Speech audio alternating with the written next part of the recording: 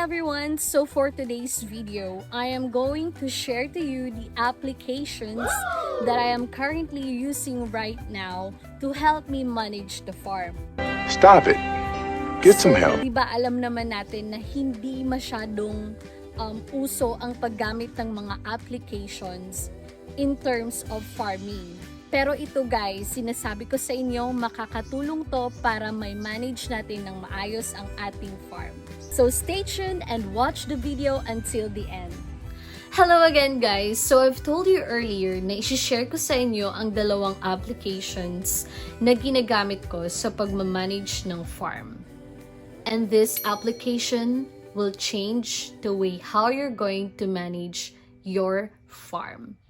Ito ang magpapabago sa buhay mo, sa buhay ng mga taong nakapaligid sa'yo, at sa takbo ng success ng farm mo.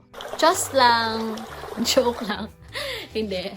Guys, we just need to remember that the success of a business will always depend on the business owner. Hindi yun nagdidepende sa applications, sa ibang tao, or sa kahit na anong bagay. It will always depend on you. So dito guys, we'll just guide you and give you an easy way to manage your farm, track your expenses, and track all the records that you need to jot down or you need to take down in managing your farm. These are very helpful applications, and it's not just that. Marami din kayong mga bagay na matutunan sa mga applications na ito. So are you ready? So let's get started. So first thing na gagawin natin is, kailangan natin pumunta ng Google Play Store. So doon natin i-download yung application. So hanapin natin yung Play Store, and then i-search natin. Search for the application. So ang name niya is my Piggery Manager. Yan. So itong Piggery Manager is kapag meron kang piggery farm. Tapos My Crop Manager. Ayan. So, itong My Crop Manager kapag meron kang mga tanim na mga halaman. Ayan. Okay? Or mga vegetables. Tapos, meron din namang cow farming app. Kapag meron kayong mga baka. Ayan. May Cattle Manager. Ayan. So, it's also an application. And then, kapag na-install nyo na yan, yung My Piggery Manager at saka yung My Crop Manager, i-open lang natin. Ayan. So, ganito yung magiging itsura niya guys, or ganito yung itsura niya. So may pigs, may category ng pigs, feeds, events, transaction, farm setup, tsaka reports. So sa pigs, so nakalist dito yung mga pigs na meron ako. So a total of meron akong 9 pigs. So 1, 2, 3, 4. Yan. So nilagyan ko sila ng pangalan kasi sineparate ko sila. May 4 na pigs dun sa kabilang corner, tapos sa kabilang corner naman may 3 pigs for fattening. Tapos dalawa yung dalawa yung mother pigs ko, yung sow level na mga baboy, mommy pigs. Okay. So, for example, dito kay Joanna, mommy pig, to siya, nagkaroon ng insemination for the past 12 months noong July 2022. Pero ang nilagay ko lang sa record is yung ngayon, March 2023. Tapos, ito yung offspring niya or yung mga babies niya, 7. So, this is her first pregnancy. So, kapag gusto natin lagyan ng details, pumunta lang tayo dito sa may pencil, sa may right corner. Dito sa general details, tas may pencil na logo. Yan. So, we can choose the breed. Yan. And then the name, the tag. Ang estimated weight ko kay Joanna is already 200. And then female, sow level, date of birth, last 2021 pa. Then pigs group. Then born on farm, mother. Hindi ko na naabutan, pati yung father niya. Tas yung notes lang na details na nilagay ko is babies, 7, first pregnancy. I-click nyo lang kapag gusto nyo siyang i-edit. So, ang ipapangalan ko na sa kanya ngayon, hindi na Joanna. It will be Triumph. Yan. Yan ang ipapangalan ko sa kanya. Okay. So, i-click lang natin yung itong check sa may right corner. Okay. So, if you want to add pictures, kailangan nyo kasing mag-subscribe. So, meron silang subscription. So, kapag maliit lang naman yung farm nyo, so it's not really necessary that you still need to use pictures for the record. Okay. Tapos, events. Wait, sorry.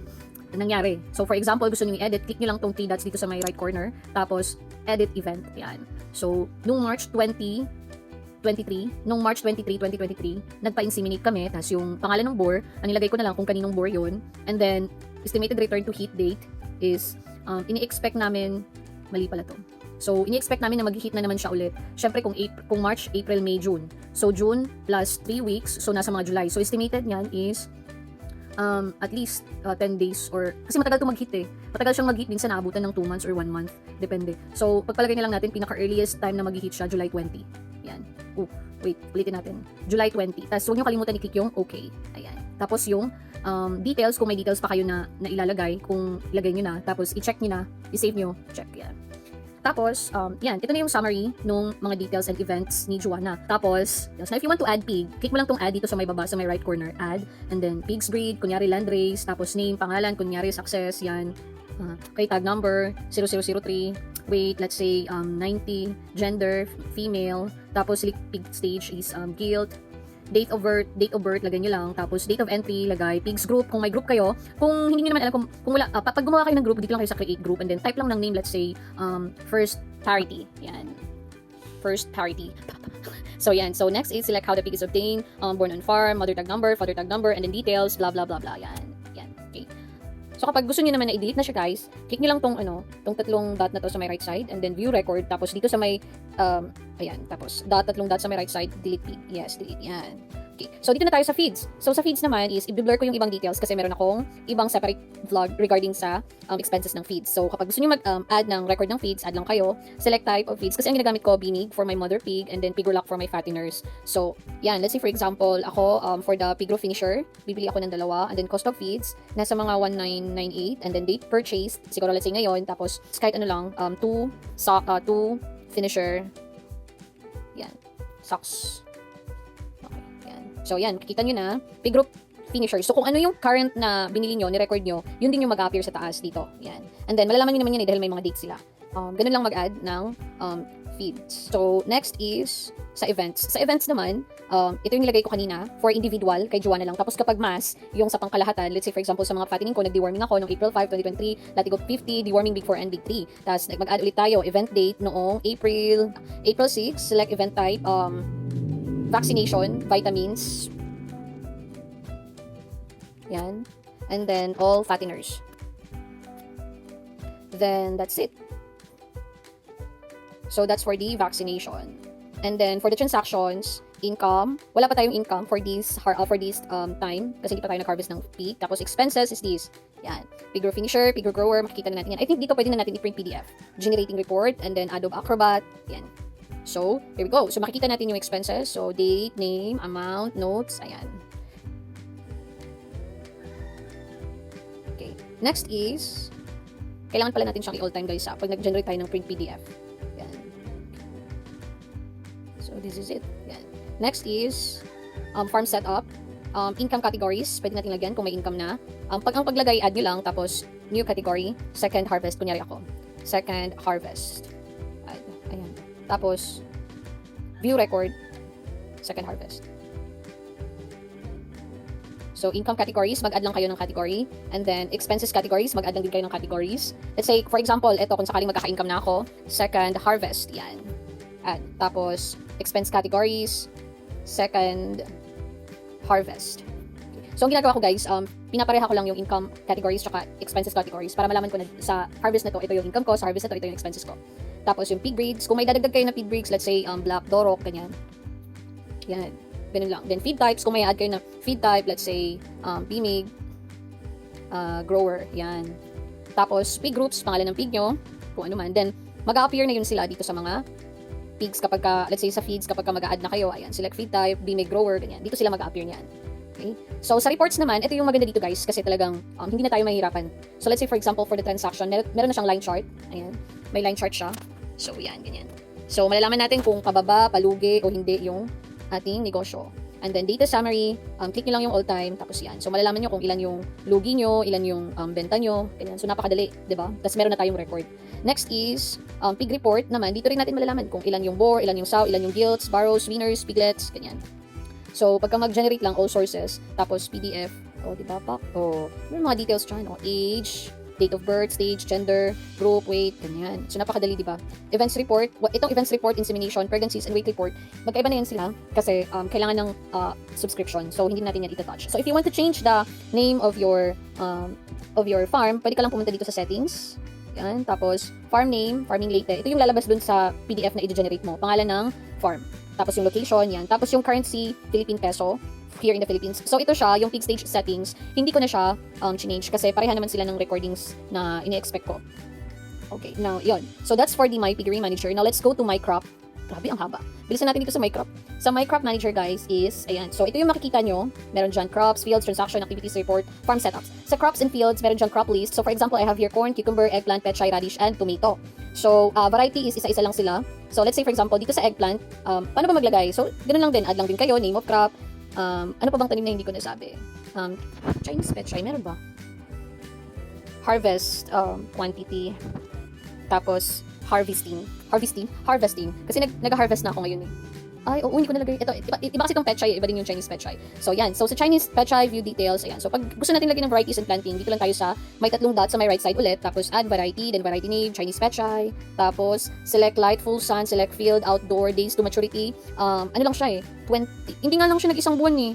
Mga, ano siya eh, nung March 20. So, mga 3 weeks most probably. Let's say 20 days. Harvest window is no. Siguro let's say 1 week, 7 days. So, harvesting now. Yeah, okay. So, that's for the varieties. And then for the plantings, dito tayo, add planting. Tapos planting date, plinant ko talaga siya noong March 5. Okay? And then, transfer ko siya. I would consider na yung pag-transplant ko sa kanya is March 20. Yan, natagalan siya guys kasi tinamad ako, charot. Planted, yan, Chinese pechay, select crop variety, Chinese pechay, farming latest, select field status, fully cultivated. Then, first harvest day, ay kahapon, April 10. Sige na yan. Quantity planted, 1, 2, 3, 4, 5, 6, 7 times 3, 21, 21. Meron pang iba, pero hindi ko, let's say for example, total 40. Yan. Quantity, 40 din siguro. Distance between plants, 2 inches, 4 inches. Seed company, Ramgo Seeds. Ayan. Seed type. Ano ba seed type niya? General Modified Seed, GMS. Seed lot number, ewan ko. Seed origin, di ko alam. Tapos, harvesting now. Okay. So, yan. So, that's how we record for the Chinese pechay or record a crop. Tapos, field list, farming late. So, ito, kung meron kayong, kung isa lang kasi yung place kung saan ako nagpa-farm, which is 500 square meters lang naman estimated ko. Plantings, kapag gusto nyo mag-add or edit record, yan. So, fully cultivated, field, outer field, partial sun, full sun, farming late yan. Okay. So, edit record, and then, lagay nyo lang kung anong kailangan nyo dyan. Tapos, lots of insects, char. Tapos, kapag isa-save nyo, check nyo lang. Yan. Tapos, plantings. So, ito kasi sa plantings. Yung iba, hindi ko pa talaga siya nalagyan ng details. Kasi bago pa lang ako eh. Bago pa lang ako gumamit ito. Tapos, transaction. Tapos, income, wala pa. Expenses. So expenses for the cucumber, siguro na sa mga 5,000. Talaga? Wait lang, bakit umabot ng 5,000? Oo, kasi dito ko nilagay yung pagpapalinis doon sa likod. So, mahal kasi yung magpalinis dito sa amin. Kasi doon nakalagay yung cucumber. So, umabot ng ganyan kalaki. Sa petchay naman, because we use the idea of hanging petchay. So, kaya naging malaki yung gastos ganyan. So, if we want to add in expenses, let's say for example, yes, it's specific to a field. Farming late, yes, it's specific for planting.